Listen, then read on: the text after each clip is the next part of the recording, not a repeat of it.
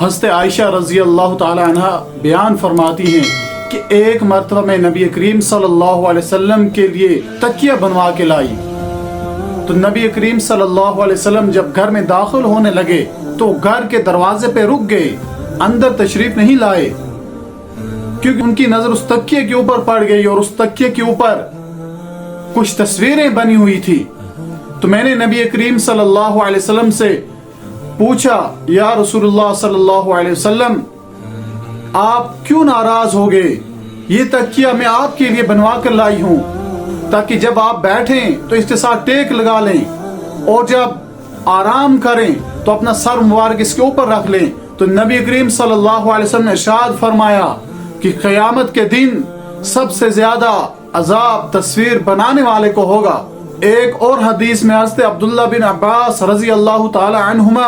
فرماتے ہیں کہ نبی کریم صلی اللہ علیہ وسلم نے ارشاد فرمایا کہ قیامت کے دن تب تک ایک تصویر بنانے والے کو عذاب ہوتا رہے گا جب تک اس کے اندر روح نہیں پھونک دیتا، اور ظاہر سی بات ہے کہ وہ کہاں سے اس کے اندر روح پھونکے گا۔ اس لیے ہمیں چاہیے بلا ضرورت تصویریں بنانے سے بچیں۔ ایک مرتبہ حضرت عبداللہ بن عباس رضی اللہ تعالی عنہما کی خدمت میں ایک شخص آیا اور کہنے لگا، میں تصویر بنانے کا کام کرتا ہوں، میری روزی روٹی اسی کے اوپر چلتی ہے، میرا کوئی اور کاروبار نہیں ہے،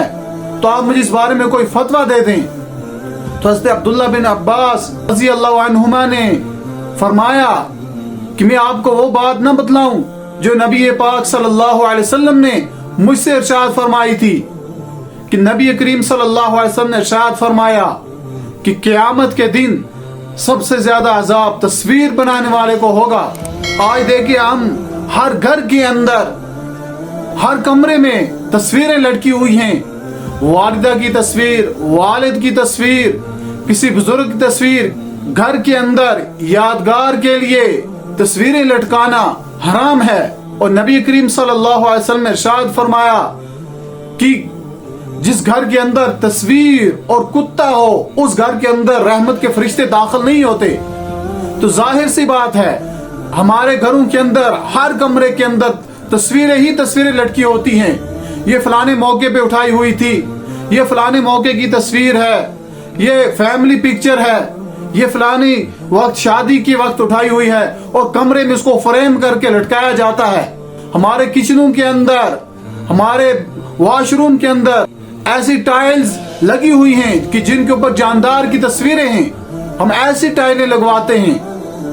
مچھلی کی تصویر ہے اس کے اوپر، کسی پرندے کی ہے، کسی جانور کی ہے، اور ایسے گھر کے اندر رحمت کے فرشتے داخل نہیں ہوتے۔ اور جس گھر کے اندر، جس کمرے کے اندر تصویر لڑکی ہوئی ہو اس کمرے کے اندر نماز پڑھنا مکروہ تحریمی ہے، یعنی مکروہ تحریمی حرام کے قریب قریب کا عمل ہے۔ اس لیے ہمیں چاہیے کہ ہم ان چیزوں سے بچیں، بلا ضرورت تصویریں بنانے سے۔ شادی کے موقع پہ، کسی فنکشن کے موقع پہ، کسی جگہ گھومنے گئے تو وہاں کی تصویریں بنا کر لائے اور ان کو فریم کر کے لٹکا دیا کمروں کے اندر۔ ان چیزوں سے بچیں، یہ حرام ہے۔ اور رحمت کے فرشتے ایسے گھر میں داخل نہیں ہوتے۔ جب رحمت کے فرشتے گھر کے اندر داخل نہیں ہوں گے تو ظاہر سی بات ہے اس گھر کے اندر چین سکون کہاں رہے گا۔ اس لیے ہمیں چاہیے کہ ان باتوں سے بچیں اور اپنے کچنوں کے اندر، اپنے واش روم کے اندر، اپنے گھروں کے اندر ایسی ٹائلز لگوائیں کہ جن کے اوپر جاندار کی تصویر نہ ہو۔